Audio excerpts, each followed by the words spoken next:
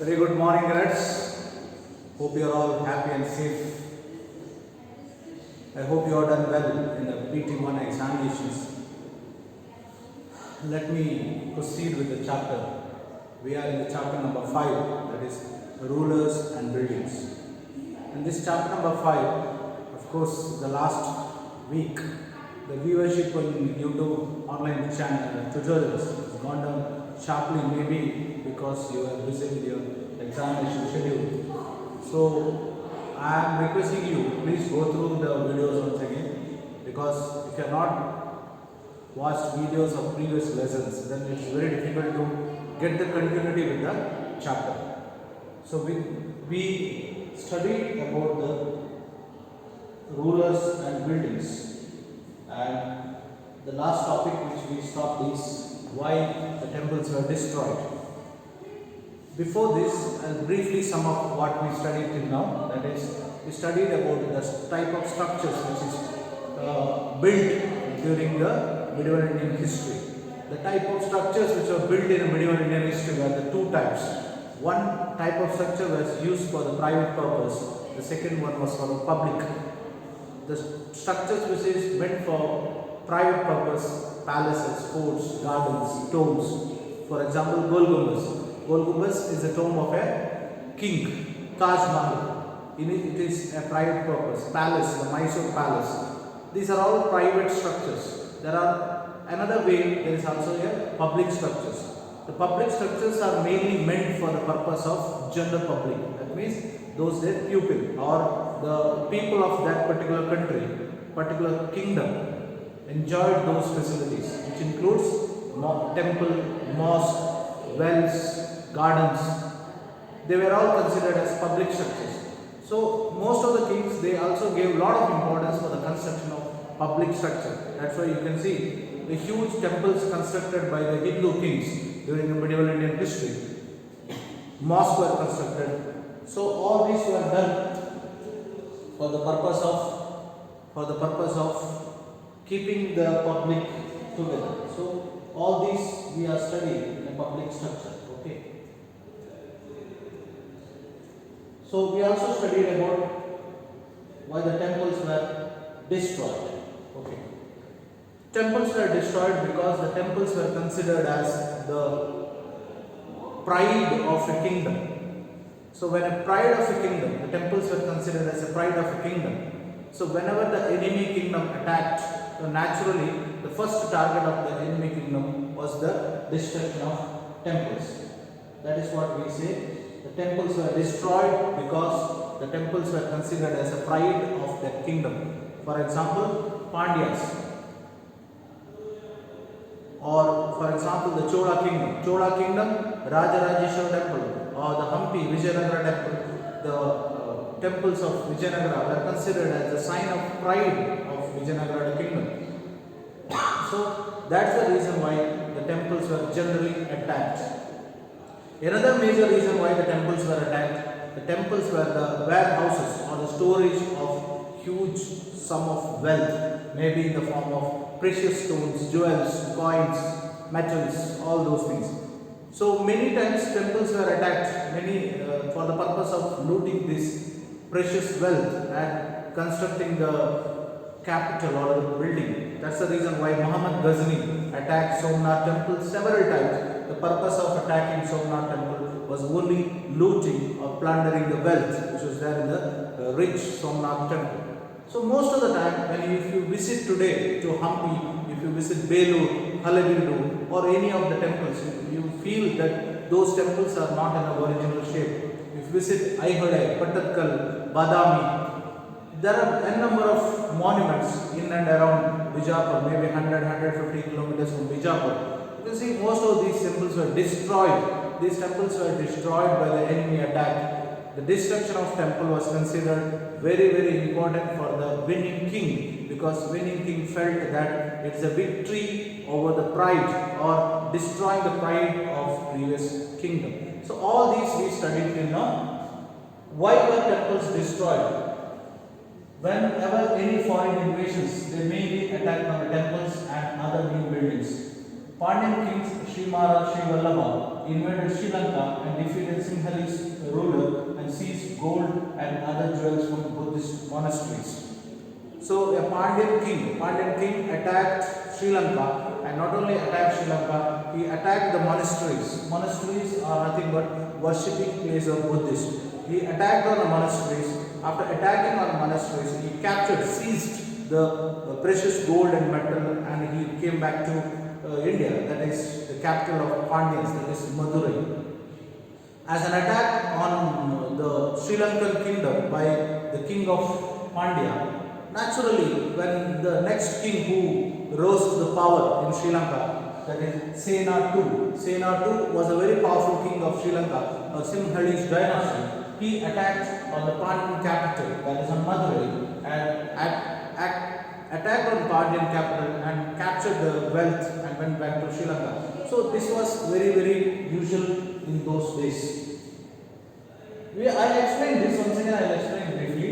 Take for example Chola king, Rajaraja Chola. We see the huge temple of Tanjavur. The huge temple of Tanjavur was decorated with the very, very wealthy possessions.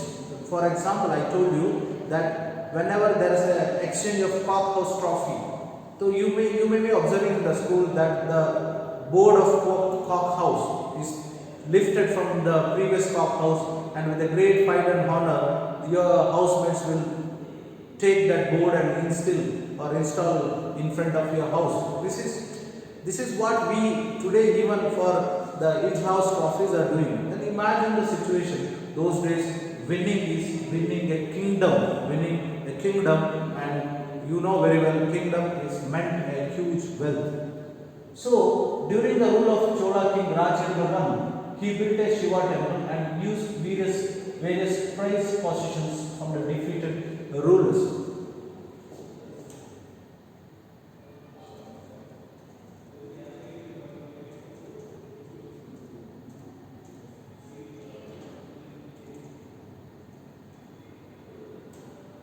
Okay, what were the prized possessions which he used? That is Sun pedestal temple from Chalukya kingdom, Ganesha and Durga statue from the eastern Chalukyans,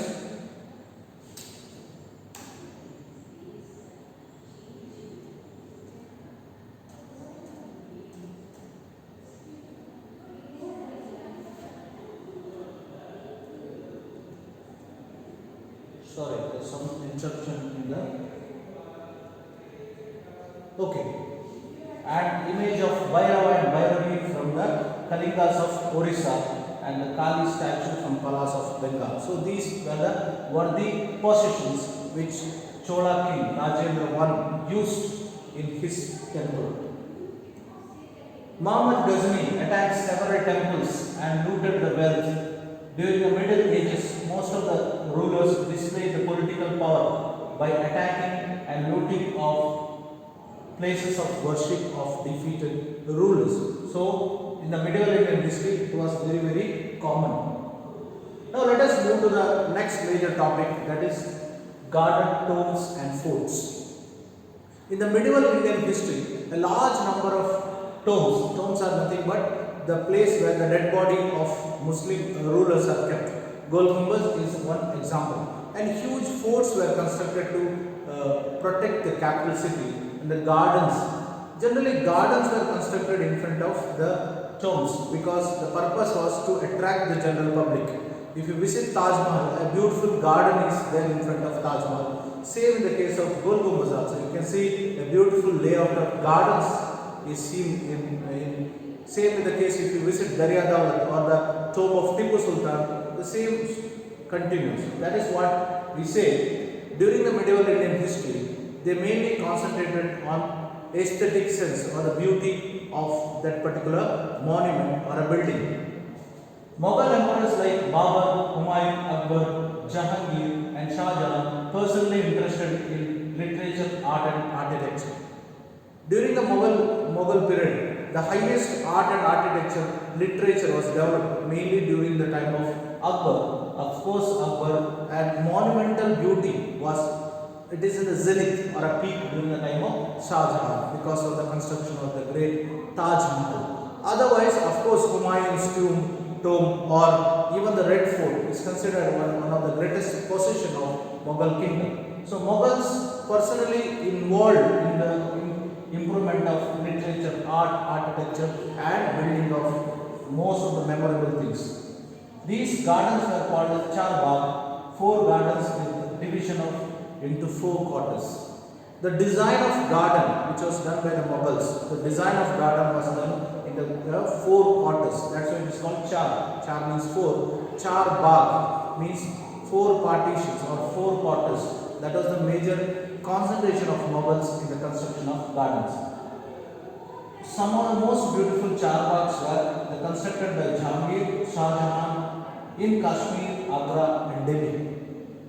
Where the beautiful Char Baghs were constructed by Mughals, the beautiful Char Baghs were constructed in places like Kashmir, Agra and Delhi. Of course, mainly you can see in these 2 places there is in Agra and Delhi.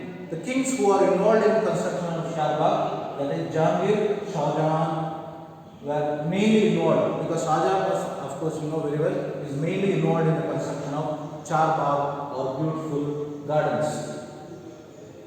This is a painting of 1590, a painting of Babar supervising workers laying out Char Bagh in Kabul. Note how the intersecting of channels on the path of create the characteristics of Char Bagh. You see, this is Char Bagh. This is, you can see division 1, 2, 3, 4. So the purpose was creating a channel here. This is a water channel. This is also water channel. So their division of gardens into Char Bagh 1, 2, 3, 4. 4 parts and very systematical or scientifically when they divide the garden into Char Bagh or into 4 layers. They make sure important that the water passage is given so that the maintenance of these gardens done in a very easy manner. This is a very popular building of Mughal dynasty. This is a Humayun's tomb. Humayun's tomb. The dead body of Humayun is kept here. But in this tomb, it's of course it is a tomb where the dead body of a king is kept. But you see the design of this particular building. You can see the beautiful gardens, but very important, this water channel. This is a water channel. This water channel goes almost in the entire area of the building. The purpose of this water channel is nothing but to provide water, because today we have PVC pipes, we have pipelines on all. Those days they didn't have, of course, pipelines, but so that's the reason why they used to have this kind of water channels. And these water channels were mainly used for the purpose of supplying water for the garden and the maintenance. And most of the time you can observe this particular same material is used for the red fort, that is called red sandstone. Red sandstone is used to construct the Humayun's tomb. Tomb of Humayun constructed between 1562 and 1571. Can you see the water channels? Can you see the water channel? Question. This is what water channel. So this water channel goes deep inside this. This you can, when you visit any tomb, you can definitely observe this. When you visit next time to Ibrahim Roza, just half a kilometer from our school campus, you can see in front of Ibrahim Roza, of course there is a mosque and Ibrahim Roza. In between Ibrahim Roza and the mosque, you can see a place. The mainly those days the water is stored. That is the major purpose of that. In Humayun's tomb, the tomb was placed in the center of huge formal Char Bagh and built in the tradition known as 8 paradises for husk business. A central hall surrounded by 8 rooms. So what is the structure of construction of tomb? I think most of you are, rather all of you visited Gol Gumbaz. Gol Gumbaz, when you visit Gol Gumbaz, the central hall of the Gol Gumbaz, you can see large number of people can gather. It's a huge hall. But in the center of that Gol Gumbaz, in a pedestal or in a high platform, you can see that the dead body or dome is kept. But actual dead bodies are not kept there. It is kept down below. But that is a dummy structure. Okay. But you can see in and around, people can gather and do the prayers or whatever it may be. The same way, Humayun's tomb was considered in 8 paradises. That means 8 rooms were done, and in the center of that they used to keep the high pedestal, and on the high pedestal they used to keep the tomb. That is what. In Humayun tombs, the tomb was placed in the center of huge formal charbagh and built in the tradition of 8 paradise, a central hall surrounded by 8 rooms. This building was constructed with the red sandstone edged with the white marble. I told you the building is constructed with the red stone, and you can see on the top or on the side this white is nothing but white marble. So white marbles were used. At the same time, the building is constructed with the red sandstone. That is what you see. This is a place where the dead body of the person, that is Humayun's dead body, is kept, and it's a huge hall, and you can see the decoration of arch type of decoration, and this is decorated with the white marble, and on the top of that the dead body is kept. Generally what happened, this particular place nobody can go or nobody is allowed to go, but in and around 8 paradise or the 8 rooms were done, and large number of people can gather and do the prayer.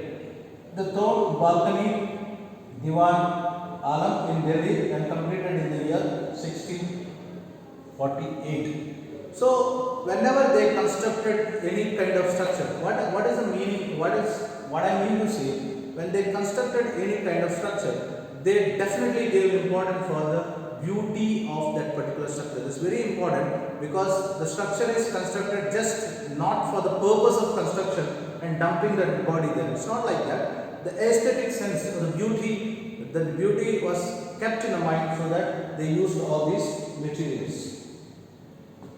Now let us move to the next major topic. The topic is Mughal architecture or the development of monuments during the time of Shah Jahan. You know very well, Shah Jahan is famously known for the construction of monuments during the Mughal period. So Shah Jahan's period is mainly meant for the construction of huge monuments. That's the reason why Aurangzeb was not happy with Shah Jahan, because Aurangzeb feel that Shah Jahan not concentrated on administration and taking care of wealth of his people, rather he concentrated on his own personal, that is the construction of monument of Taj Mahal. This particular topic I will deal in the next class. Once this is over, I definitely dictate or display the question and answers. Please write down all those question and answers so that you are complete with your work. Take care. Bye.